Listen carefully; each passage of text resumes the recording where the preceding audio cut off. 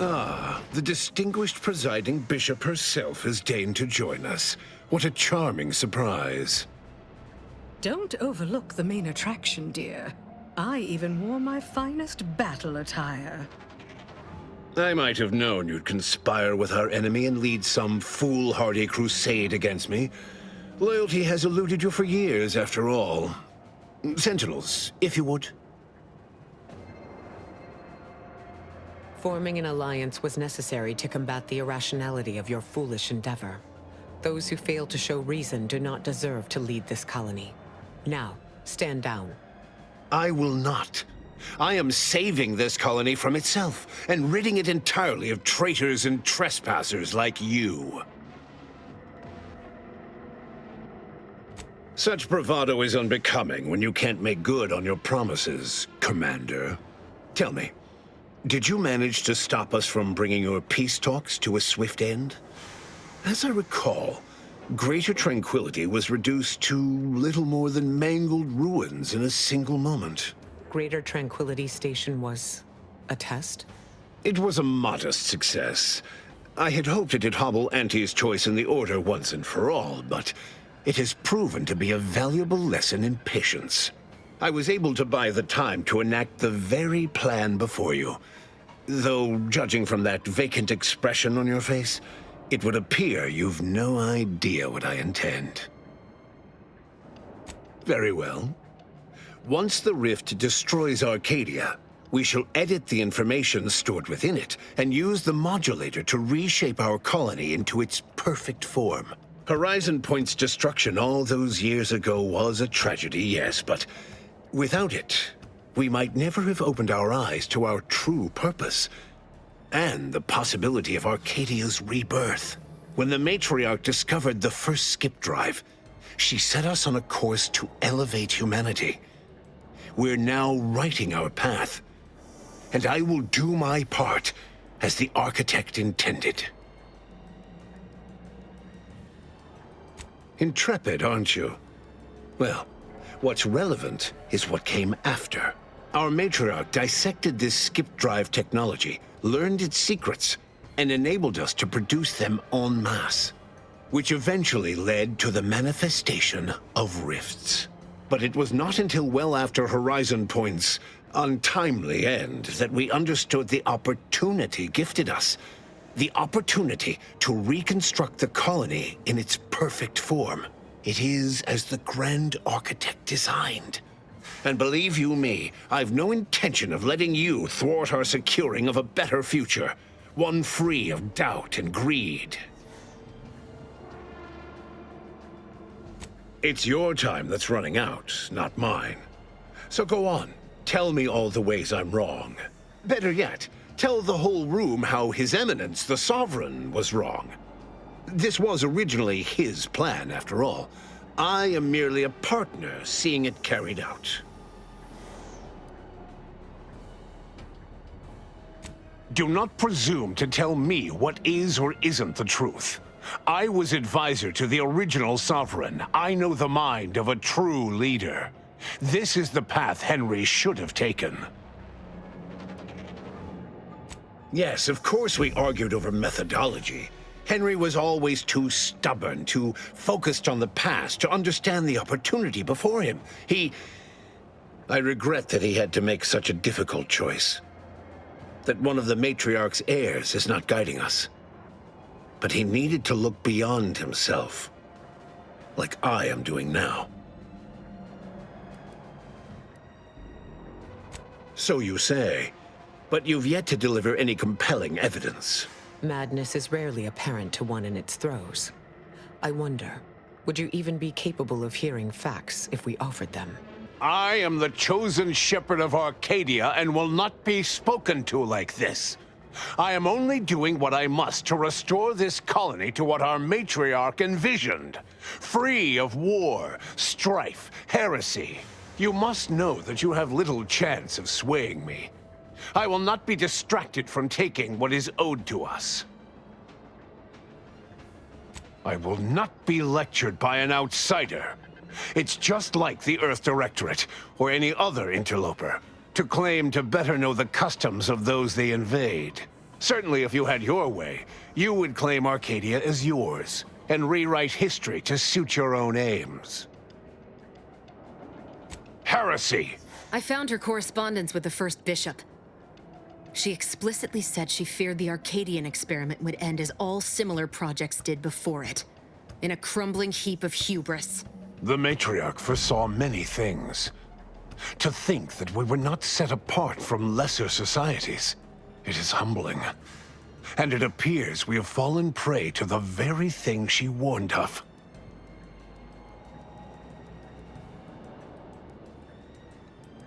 Yes, we have established that.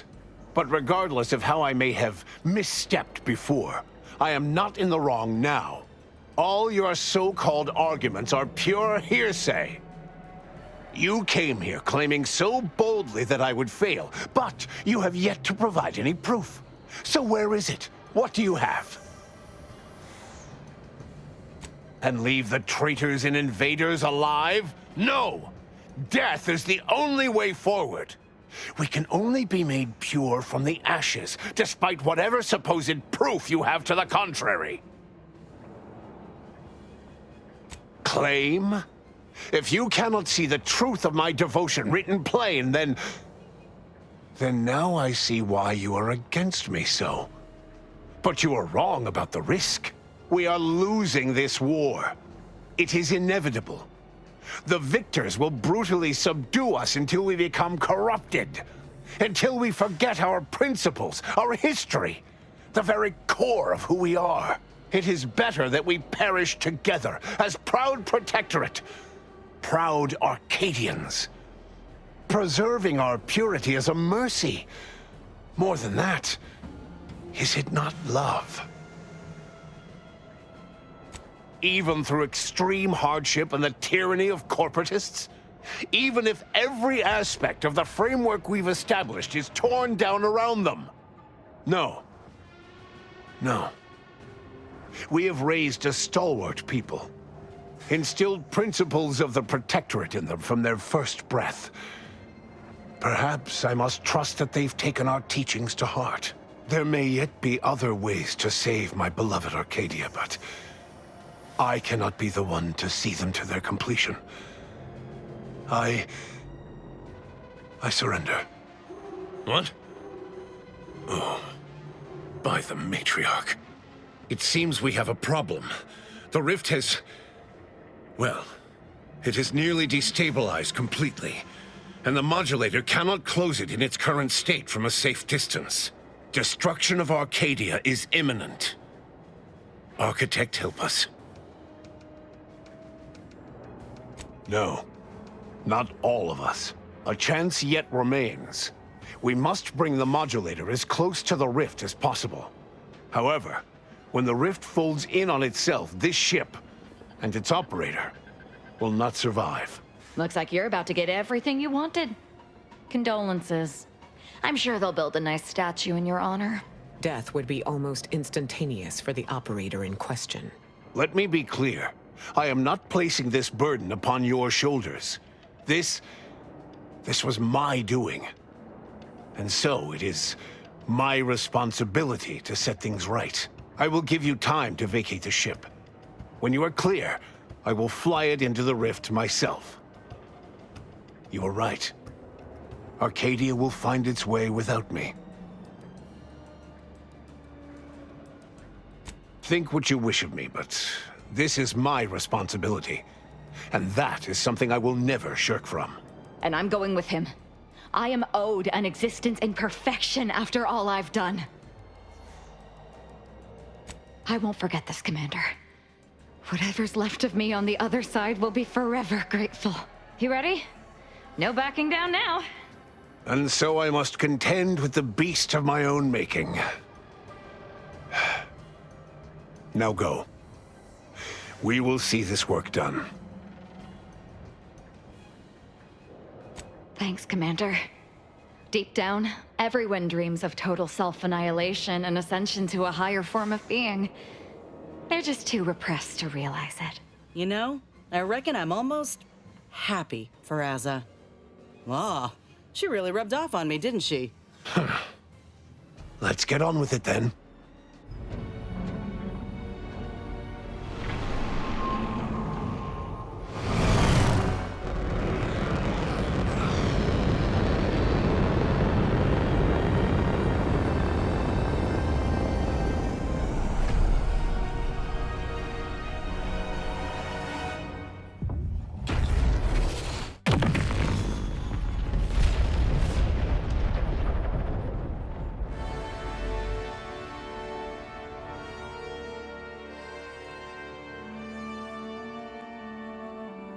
So in the end, when the consul was faced with the undeniable errors in his logic, he chose to save Arcadia by closing the rift himself. He died hoping his sacrifice might make up for the disastrous decisions he had made. Asa, on the other hand, was beyond such pedestrian concerns of right and wrong. She was going to merge with perfection, and she couldn't have been happier. Thanks to the commander's quick thinking in sparing it from the Vox station's fiery crash, Paradise Island's Fairfield remained a profitable company town for Auntie's Choice. Acquisitions Officer Carr enjoyed the perks and power that came with promotion for her asset-winning techniques on Paradise Island. Her rival, D.B. Milverstreet, meanwhile, seethed as he pushed cold morsels of borsloaf around the plate of his microwave dinner. Vigilant Hogarth was declared a traitor to the Protectorate, along with most other Westport townsfolk. They were judged according to the paradigm, then sentenced to be executed until dead, forever tied to the city they could not protect. Auntie's Choice assumed control over the day-to-day workings of Matriarch's Mercy, the better to monitor their new colleagues in the Order. The monastery, however, returned to normal operation, tracking the clockwork of the grand plan. The monastery's abbot became a scapegoat for recent tragic events, having not detected Wiley's dastardly schemes. His superiors demoted him, mainly to show their corporatist allies that academics could keep their people in line too. Seer Wiley fled the Order and sought refuge in a backwater Arcadian town to contemplate his failings. As word of the ex-seer's arrival spread, people lined up for predictions. Forsaking the math that failed him, he offered obvious yet effective advice instead. Archivist Victor Clemens, having survived his encounter with the commander and manipulation by DeVries, ended up working as a janitor for Auntie's Choice, living a life of menial simplicity. After defending Fort Endurance against a fierce Mantisaur attack, Executive Warchek was awarded a commendation for profit-securing stalwartness, as well as promotion to regional manager. He eventually passed peacefully in his sleep at the scientifically astounding age of 6. Val continued to serve the commander of the Incognito faithfully for many more years than should be possible, giving automechs like her everywhere a reputation as stable and reliable. As a result, more Valerie units were put into service, while fewer human agents were deployed into the field. As he rose through the Earth Directorate ranks, Niles pressed for a field directive to deploy the new Val units only when the situation posed significant risk. The policy reduced agent casualties by a significant margin. Oddly enough, in-office deaths increased by a not insignificant margin. Inez's convincing appeals to the press earned her clout in reforming Auntie's Choice's cruel grafting program. Yet it was a constant struggle, rife with red tape and pushback from program executives. This was Inez's new battle, one she would fight for the rest of her life. Utilizing what he learned alongside the commander, Tristan attempted to reform Protectorate society from within. But with no authority figure to lead its subjects, the Protectorate was a shell of its former self. After thoughtful cogitation and calculation, Marisol slowly began to reject violence as the sole method for eliminating random variables.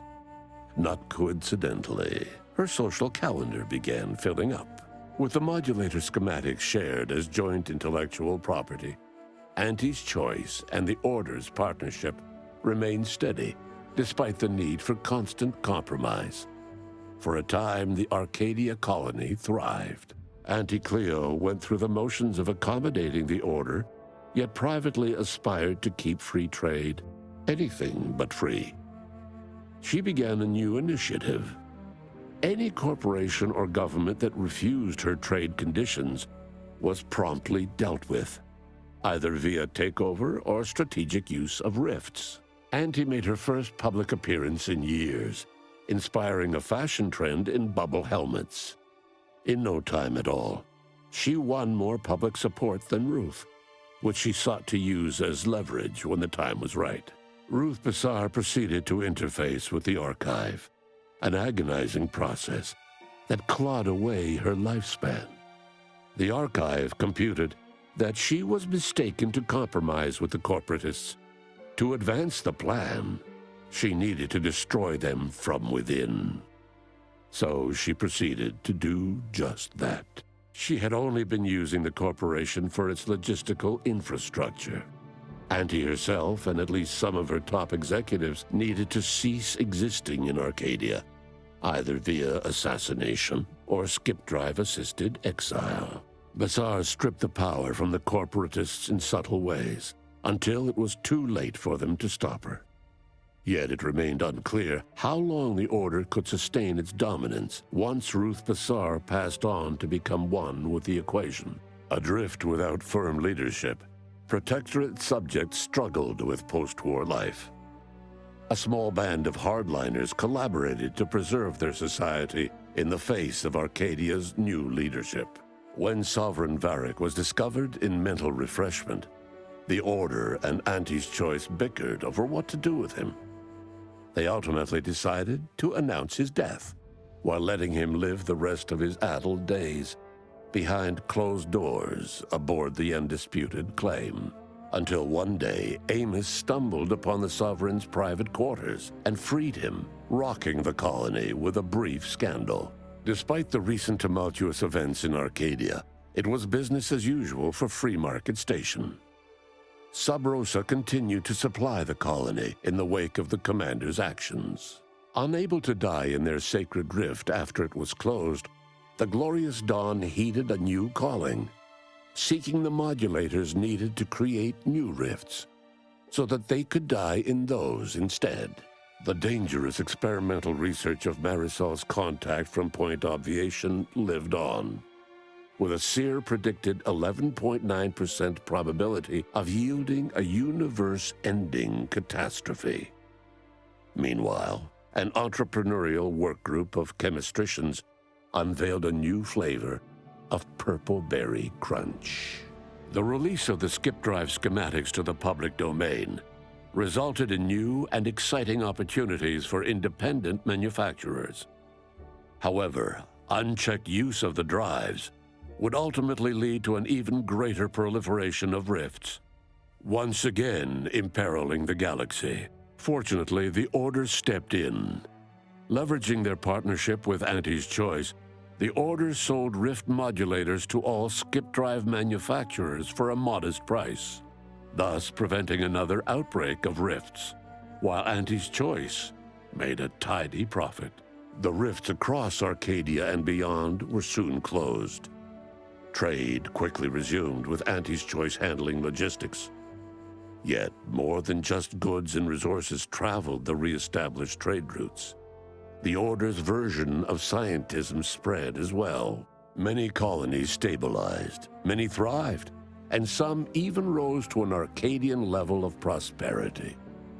But there are still some that have never been heard from.